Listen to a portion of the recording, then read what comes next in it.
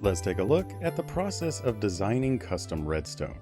No matter how complex of a machine that you're trying to build, it's all made up of tinier pieces. And I don't mean pieces like different components and dust. I mean like different configurations, T-flops, extenders, and shorteners, stuff like that. And when it comes to any sort of redstone or any sort of farm, we just start off with what we know. We start off with the goal that we're trying to achieve, and then what mechanics we can use to achieve that goal, and then how we can influence them with redstone, right? And so near the end of the video, I'll go over some more complex machines, but I want to start off with this dispenser crafter. And this dispenser crafter, it is fairly simple. It's basically like 2 or 3 things stuck together, but it looks pretty crazy. But mainly that's just because it's so compact that it ends up looking crazy when you compact things. But like the first one that I made is much simpler. It doesn't have manual load, or it doesn't have automated loading for the cobblestone and the redstone. You put in those by hand, but it will auto-craft bows and feed those into the system. And figuring out this was much easier than figuring out that one. Because, as I'm sure we all know, like the crafter wasn't the most well thought out thing ever created. And so you can't tell it what items it's looking for. It can receive any items in these slots, regardless of what those items are, or regardless if that can even craft something or not. So especially with something that requires non-stackable items, it's hard to keep the stackable items full while allowing the non-stackables to enter the system, especially because it doesn't load the items in like most containers do. If we have something like this, and we have something loading like the dust and the cobble, as soon as we tell it to craft, it just fills up that empty slot. It doesn't stack with the existing items like a normal container would. But we're getting a little ahead of ourselves. Let's take a step back. So our goal is to craft dispensers. What we can use to do that is a crafter. We know that a crafter can craft items. But then like we just said, we know that a crafter isn't very smart, and it's hard to load non-stackables with stackables at the same time. So if we just avoid that part, immediately we ran into a problem, but we can avoid that because we could manually load in the cobblestone and redstone. So now all we'd have to do is make it craft when it's full and load in bows. So we can do that, of course, just by automating the crafter like we normally would, with another crafter that has a strength of 9, comparing that comparator with a strength of 9, because a crafter that has at least one item in every slot has a strength of 9. So whenever that has a strength of 9 and it's being compared to this strength of 9, this won't activate until it has that strength of 9. Strength of 9, strength of 9. But, so just something like this would craft when it's full. So from here, if we loaded in a bow, it would auto craft and poop out a dispenser. We could just load in bows from here, and this would just work. It would craft those dispensers for how many ever bows we put in that chest. But we still have to craft the bows. And do we really want to craft stacks and stacks worth of bows? Because non-stackable items fill up your inventory crazy fast. So what we could do is, instead of just having a chest, we want something to auto-craft the bows. So from here, we could just restart. We're we want a crafter that we're loading bows into. But then we want another crafter that will craft the bows. So now we have this crafter that's for the bow. And we can make a 2-item crafter for that. It's just string and sticks. So we need 2 items being fed into that crafter. But the standard way to make a 2-item crafter abuses signal strength, where it'll trigger the crafting once items have backed up into both of the hoppers that are feeding that crafter. That way it guarantees that the pattern inside of here doesn't get messed up. And so I don't even know what the pattern for a bow is. What's the pattern for a bow? Yeah, there we go. Okay. So we would make our pattern, And we don't want that pattern to ever mess up. And so we can do that by having it trigger off of each hopper when in that hopper has a strength of 2. Because that means the crafter is totally full and that items have backed up into both of these hoppers. We could trigger a strength of 1, but if we did that, it would trigger the crafter preemptively. Because you get a strength of 1 when there's only one item in a hopper. And so as items are feeding through, it would just like constantly trigger the crafter, which could mess up the pattern. And so we basically have to trigger off of a strength of 2. We would have basically an AND gate where we want both of these to have a strength of 2 before it actually crafts, to make sure that even if one side is loaded with like tons of string, it doesn't just craft until the sticks are empty. And so that's where we would end up with something like this. Normally we could use dust, but since there's that bug where observers activate when upon world load, if they're looking at active dust, we can use a dropper or a powered rail or a lamp or any of those things. But one issue with this is that if this hopper got totally full of string, then this torch is just permanently turned off. And then if this hopper got enough sticks to where it didn't craft fast enough because of the delay between the torch activating the dropper, then the observer, then the repeater, then the crafter, if it was getting a steady flow of sticks, then it would eventually end up with more items as well. And then both of these torches would just be like locked to the off position. And so we need to bottleneck it to prevent too many items from entering those hoppers. And so to bottleneck it, all we have to do is have this lock some feeding hoppers from a strength of 2 as well.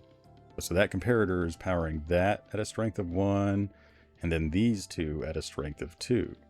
So at a strength of 2, both of these blocks will be powered, which means that we can like have hoppers feeding chests. And so now these hoppers will get locked whenever this hopper has enough items to trigger the crafting section. And so that will like bottleneck the system to ensure that it's protected in a way. From here, this is, this will craft the bows, then this will, oh, it doesn't have redstone. This won't craft anything, so now we have to make the redstone for this section. This stuff is in the way now. So we just kind of have to fit this concept into the available space. We have the comparator reading the crafter that we want to compare a strength of 9 to, so that it doesn't just activate all the time. And then we want, when that comparator turns on, we want it to activate the crafter. So we could do something like just kind of run dust. We could technically loop dust all the way around like that, because if we ran it next to itself, it's not pointed at the crafter, and since the comparator is redirecting the dust, it wouldn't be pointed into that block. So we could use a target to redirect the dust if we wanted to, or we could run the dust on top of it, or we can loop it around. Just as long as that comparator will activate that dispenser, it's all golden.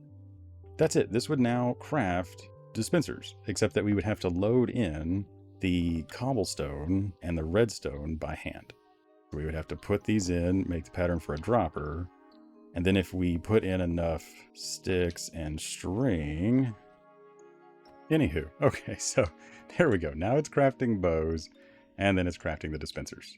Except that when it runs out of cobble and dust, then you just have to like reset the whole thing. That also brings up the question that like, what if you are crafting too many bows, where you run out of cobble and dust, but it just keeps crafting bows? Since if this chest filled completely up with bows, the crafter would start, pooping the items on the ground. We can fix that. We can make that overflow protected by reading how many items are in this chest. So we could, have a comparator that can read the items, and then we just need that comparator to lock this section. And so we can have it just power the back dropper. Right? So now the dropper wouldn't be able to receive power from the torches. It would never turn off, even if there were items in these hoppers to trigger the crafting. If this chest was too full, where that comparator is powering that dropper, then it won't craft anyway.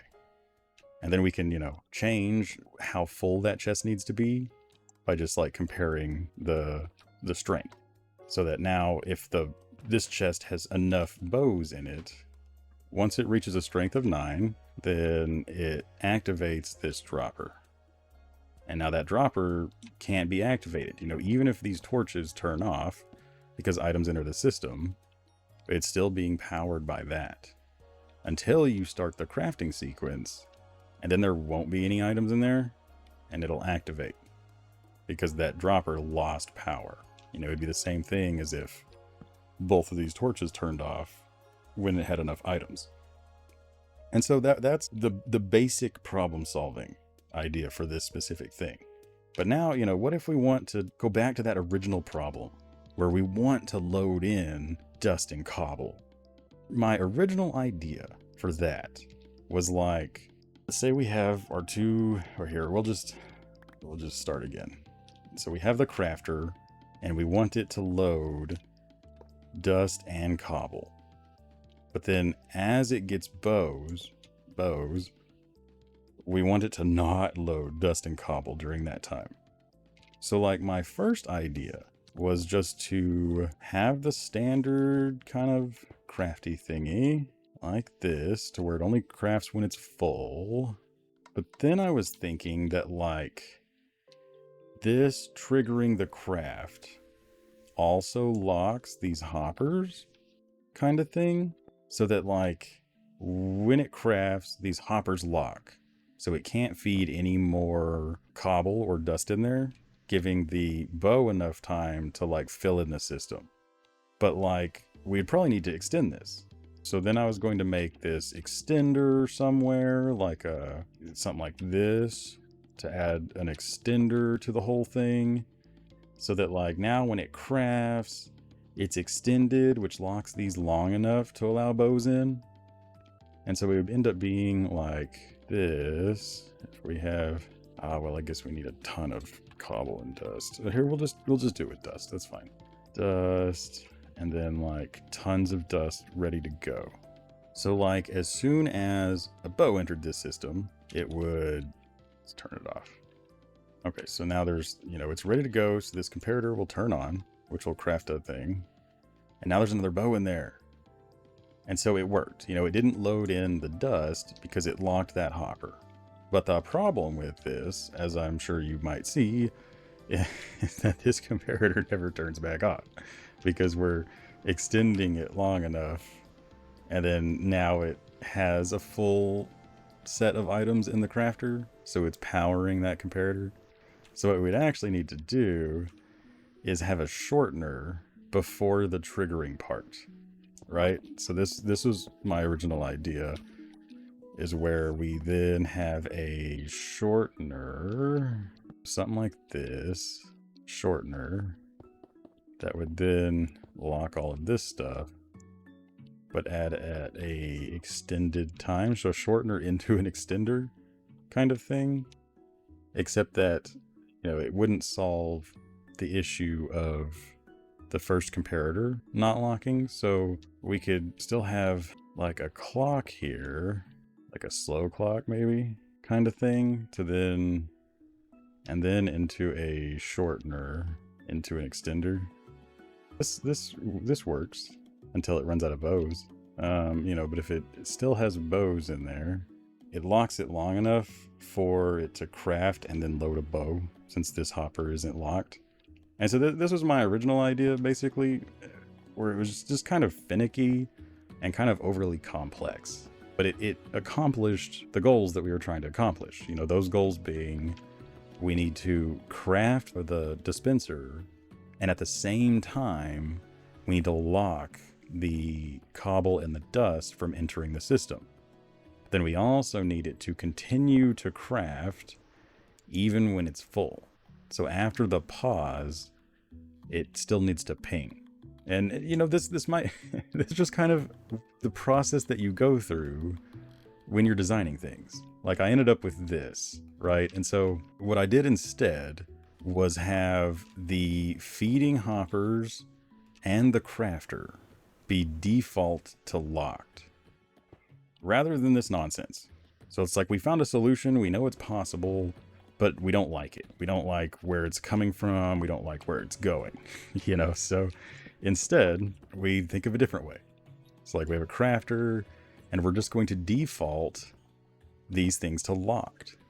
And so now, even if they have, you know, cobble and dust, that dust and cobble is not going to be fed into the crafter. So we could make the pattern for a dropper in preparation for it to become a dispenser. But then we need to trigger these when it's ready to craft. When there's a bow in here. So like when there's a bow and it's ready to craft. Before it triggers the crafting, now is the time that we want it to restock the cobble and the dust. Right? So when it's full, we want these torches to turn off. So it would be something like this, you know, to tell when it's full. So now we have a system that tells when it's full. And then when it's full, we want it to activate these things. And so now when it's full, it's going to start loading and restocking the cobblestone and the dust. Right? But then we need it to start crafting at some point. Yeah, you know, so we need these torches to turn back on, even though it's full. So we want them to turn off long enough to stock it with cobble. But then we want it to turn back on. And so we can do that by turning this into a clock. So something along these lines. And we want this clock to be like super delayed to give it enough time to actually load those items into the system. So we'd have a bunch of these going around, bloop, bloop. And then when it finally clocks, all those turn on, which tells it to craft, but also tells these to stop loading items. So now they stop loading items. And so this was the basis. This does the same thing as that, just in like a more sophisticated way, because we technically don't need 52 repeaters.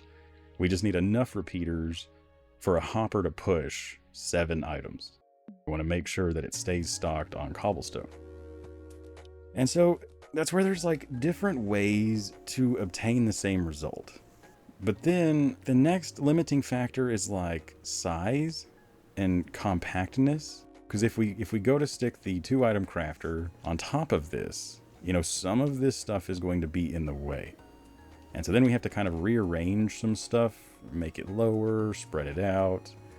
But when you're first trying to make it work, you just kind of sprawl out. It's fine. You don't have to worry about being compact.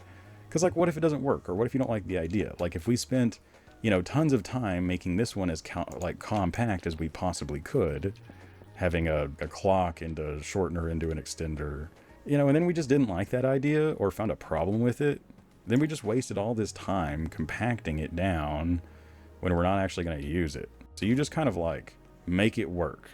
Don't worry about what's in the way or how big it is. And then once you found something that works, you can go back and fine tune it to make it more and more compact. Like I finally found that you need 1, 2, 3, 4 max delay repeaters to give the one hopper enough time to push 7 cobble back into here. Like, okay, well, how much delay do we actually need for 7 cobblestone to be moved by a hopper? Then I would match this to that, where we only need 4. Like, compacting, polishing, and fine-tuning is always the last step. You just make it work first. But it's like, regardless of what you're making, whether it's farms or complex redstone, it goes back to like the gates, the configurations, the words that they use to describe electrical engineering, like NOT gate, AND gate, T-flop, RS latch, you know, all of these things right here, where if you've watched the previous episodes in this series, you should know most of these by now. You know, it's really not as complex as it may seem. Like the main useful ones is like shorteners, extenders, T-flops, RS latches. That's basically it. I mean, like that dispenser crafter, we used an AND gate for the 2-item crafter, where both torches have to be on or off. So one torch and the other one to activate the crafting sequence. Or like the sprawled out one that had the clock into an extender, or into a shortener, into an extender. You know, it's a clock, a shortener, and then an extender. You know, and so that's just where these gates come into play, where you're just, you know, no matter how complex something is, you're just mixing these with some game mechanics. Like the crafter. The crafter in itself isn't a gate. You know, it's a thing that does stuff. We use the gates to influence how the crafter behaves. But even something really complex, these Yahtzee machines, right? This is one of the most complex looking things that I ever made, but there's not very many sections to it. Let's go over to this one. Okay, so this back here is an item sorter. These are just filters. You have the comparator looking at the filter hopper, powering 2 dust, because it doesn't need to be overflow protected, being redirected by a target block, with a torch locking the hopper under the filter hopper. You know, this is just an item filter. And that item filter is functioning as a random number generator.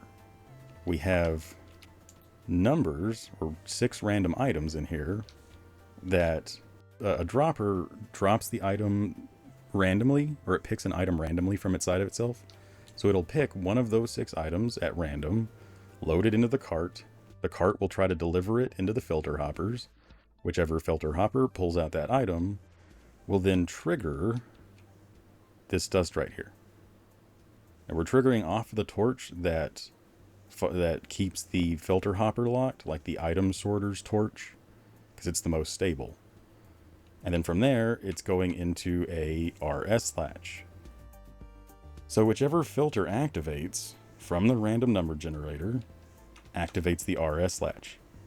An RS latch is just an on-off switch, basically, where it has one input that's the set to on, so one piston that sets the light to on, and then has a reset, where these pistons reset the machine to off. So that, like, whichever filter activates, that piston activates, turns on the light. And then when you tell them all to reset, then it resets all of them. And that's kind of the benefit to a RS latch as opposed to like a T-flop, right? A T-flop toggles back and forth. An RS latch toggles back and forth, but has 2 different sources for the on and the off. Where a T-flop has the same source for both on and off. Where like an RS latch having 2 pistons, one set of pistons is for on and the other set of pistons is for off. And so that allows you to easily reset an entire row, whereas like T-flops wouldn't be able to do that. If you tried to reset an entire row of T-flops, they would all toggle. So it'd be like on, off, rather than all of them turning off. And that's like the core of this whole machine, is just an item sorter into a random number generator into an RS latch. And then that RS latch is being activated by the same thing that activates the random number generator. So it's just a row of dust connected to a button. So the button activates the random number generator, but also activates the reset on the RS latches. And what we did do is run the button through a shortener to make it a short pulse, so that these reset instantly. And like the pistons don't stay extended for a while. And that also allows us to make more of a delay between the random number generator and the reset, just kind of going back and forth. And so that's where, if anyone went to accomplish this, like a Yahtzee machine that had 5 lights in these positions, 5 dice, 5 6-way random number generators, and then also wanted to have the lights stay on until the next time you rolled the dice, but then also had a section that prevents the reset, like these bulbs right here, lock these repeaters. And so if you tell it no, then that repeater can no longer activate. So this section will no longer trigger the reset. And so again, like going back to, if anyone designed something with these features and then tried to compact it as much as they possibly could, you would end up something really, really, really similar to this. Now, if you didn't try to compact it, and you just sprawled out, you would have the same systems. You would have a random number generator that the easiest way to do static odds on 6 numbers is with an item sorter. So it'd be like an item sorter random number generator into an RS latch. You would have the exact same components to obtain these results. Now maybe you put the RS latches horizontally because you weren't trying to be compact, or maybe you put the lights in a slightly different place. But at its core principle, there's only really 2 different core sections to this. A random number generator that uses item sorters and an RS latch. Now when it comes to logistical redstone, like people making computers and things like that, that's where the more complex gates and features come into play. But for all of this stuff, for like everything in this world, it's just shorteners, extenders, clocks, timers, nothing fancy, nothing complex, just these teeny tiny little pieces working together in complex ways. But again, none of these builds on this entire world use any complex gate. I'm not using a single XOR gate, a single rising D edge, whatever they're called. I don't even remember now. Actually, where is that XOR? It's there it is, right here. So like this is the best thing that you can do with an XOR gate, is have a lever that opens the door and a lever that can close the door on the other side.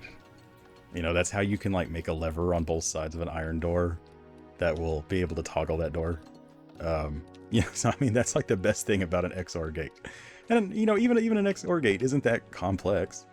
It's just a couple of comparators from a specific distance away from each other. Or it can be built like this, which looks a little more complex. It's definitely a little more expensive, but it doesn't have comparators. So, but again, like, just start. Anytime that you have an idea or you want to accomplish something, just start off and try to boil down what that idea actually is. Like for a dispenser crafter, going back to the beginning, we want to craft dispensers. And then like, how can we do that? What do we know about the crafter? What limitations are inherently built into that? Loading non-stackable items is really hard. So like, what if we just don't restock the stackable ones? Because restocking the stackable is what makes the non-stackable loading hard. So you just break down what your goal is into the tiny parts, what you want it to do, and you kind of go from there. And I really hope that you enjoyed this video.